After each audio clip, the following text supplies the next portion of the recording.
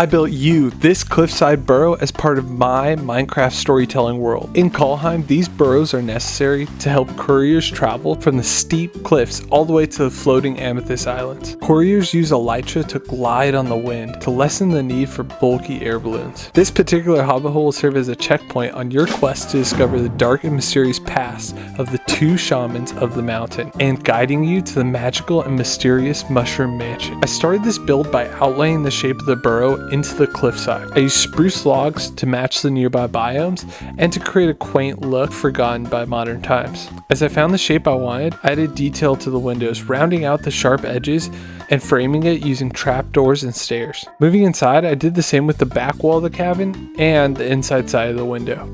I struggled a bit deciding whether I would use trapdoors or barrels to cover the back wall, but I decided on barrels in order to add some much needed storage, but also to keep with that rustic look.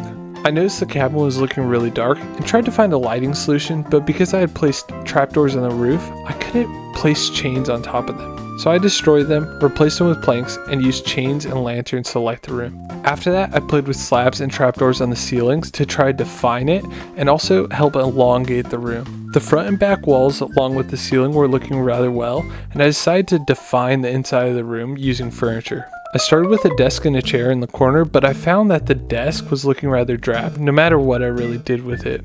I resorted to a one-block desk using a slab on the top half of the block, and used the helmet part of an armor stand for the seat.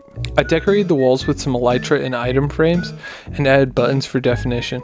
As I looked around, the entrance was still looking rather drab, and I decided to look through some functional blocks to find something that would fit well with the current design. I landed on a cartography table and added a page and an item frame there.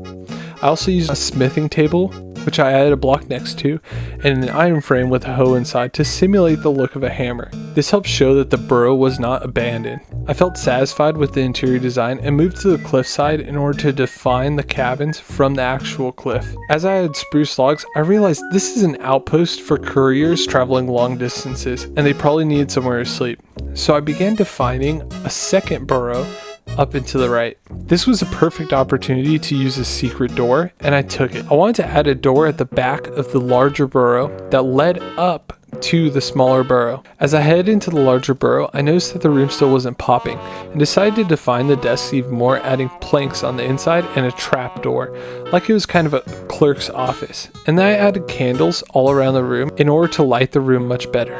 This really spruced things up, and I began construction on the secret door and tunnel passageway to the smaller burrow. As I was constructing my secret door, I realized that with buttons, they would only activate and deactivate the pistons very shortly, so I switched to levers. As I was creating my door, I realized that barrels weren't going to work to interact with the sticky pistons, so I switched over to spruce logs and added a new defining feature to the back wall, which actually added to the room really well. As I completed it, I moved on to the smaller burrow and used stripped spruce logs in order to add a checkerboard effect to the floor.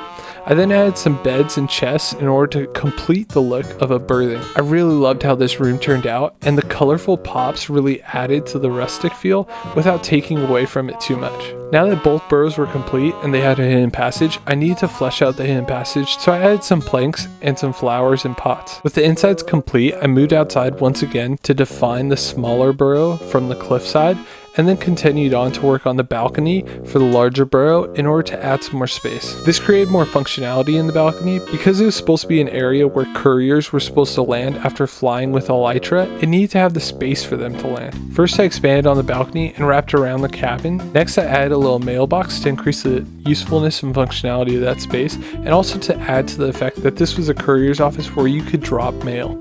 I added 2 lower platforms to this in order to give a second chance landing area in case you missed the actual main platform. As I was working, I noticed that there was no way to simply walk into the burrow, and so I needed to add a staircase of some kind or a little bridge in order to be able to access the actual burrow if you weren't flying with an elytra. I used spruce stairs and some fences in order to create a causeway on the left side, making them more accessible. I also ended up adding fences to look like reinforcements along the bottom of the burrows, so they look looked like they were pinned into the walls. This is when I noticed that the outside of the hobbit holes were actually very dark and needed some lighting in order to improve the aesthetic look. I used lanterns and chains in order to hang them from some overhanging parts of the burrows and also to place on some of the fence posts. And for the very last point, I noticed that the second chance landing areas were actually very hard to land on. I tried this multiple times with Elytra and decided to add some guardrails using trapdoors. If you want to see more content like this, go to my channel and watch some more videos. First person to tell me the first block ever created by Notch and the original game it aired in gets pinned. I hope you have a great day.